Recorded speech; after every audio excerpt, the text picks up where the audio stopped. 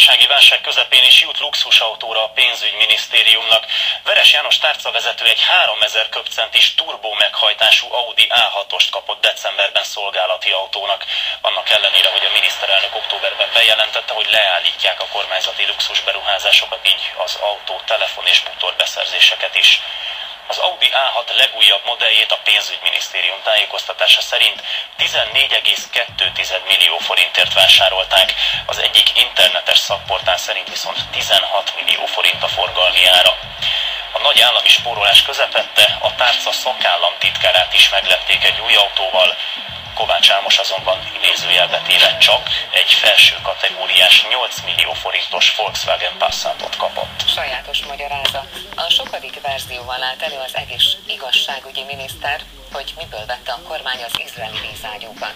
Még korábban a fejlesztési miniszter és a kormány szóvivő is ezt állította, uniós forrásból szerezték a tömegoszlató eszközöket. A jövő hét elején küldi el írásbeli kérdéseit a brüsszeli Fidesz frakció az Európai Bizottsághoz a vízágyúk beszerzésével kapcsolatban. Míg korábban a fejlesztési miniszter és a kormány szóvivő is azt állította, hogy uniós forrásból vették a rendőrségi tömegoszlató eszközöket, addig Draskovics Tibor igazságügyi miniszter elismerte, hogy a volt határőrök TB járulékainak kiegészítéséből megmaradt összegből fedezték a kiadást.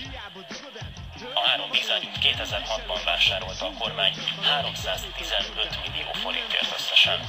Az Európai Bizottságnak 30 napja van arra, hogy válaszoljon a Fidesz frakció azon kérdésére, hogy a magyar kormány igénybe vette uniós forrásokat a beszerzéshez, vagy sem.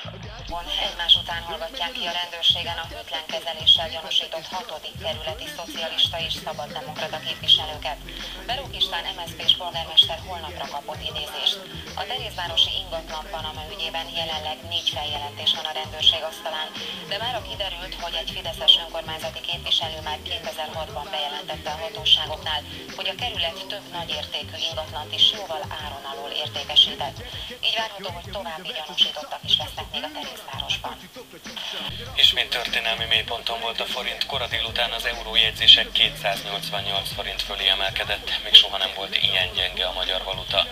A zuhanás estére állt meg. A gyengüléshez elemzők szerint a jegybank tegnapi nyilatkozata is hozzájárult, amely elfogadhatónak nevezte a 300 forint körüli euró árfolyamot is. A gyenge forint az importnak sem jó, a devizahitelek bedőlése ráadásul nem csak a lakosságot, hanem a cégeket is fenyegeti. A forint hétfőn került lejtőre. A magyar valuta gyengülése a hazai zárás után a nemzetközi piacon folytatódott, ahol 286 forint 75 fillérért kínálták az uniós devizát. Kedden még ennél is gyengébben, 288 közelében nyitott a forint. Elemzők szerint azonban nincs messze a 300 forintos lélektani határ sem. Bevenni a keserű pirulát az SZDSZ is. A liberálisok támogatják a szociális juttatások megnyírválását, de újabb megszorító intézkedésekkel is előálltak. Bérstoppot és a közszférának ítélt kompenzáció visszavonását követelik a kormánytól.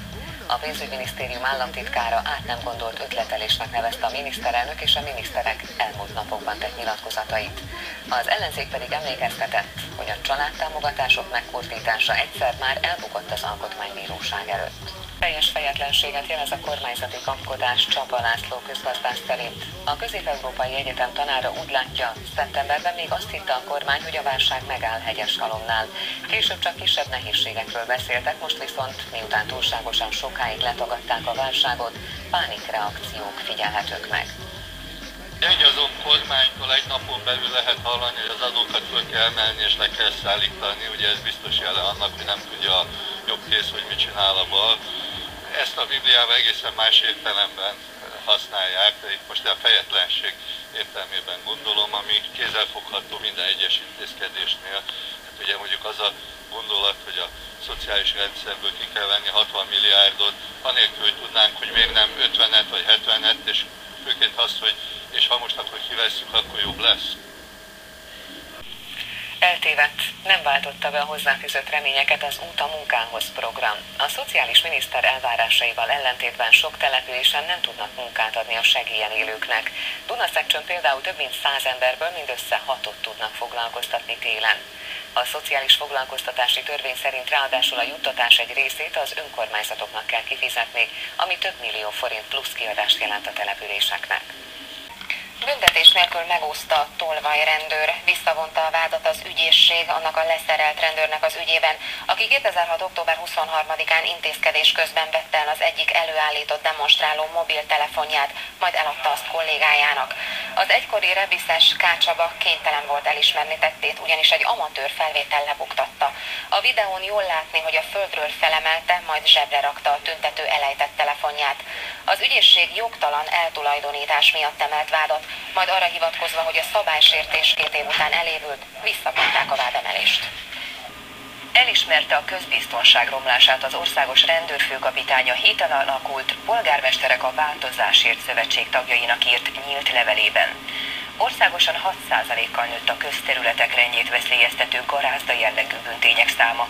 Budapesten súlyosabb a helyzet, a fővárosban csaknem 9% az emelkedés.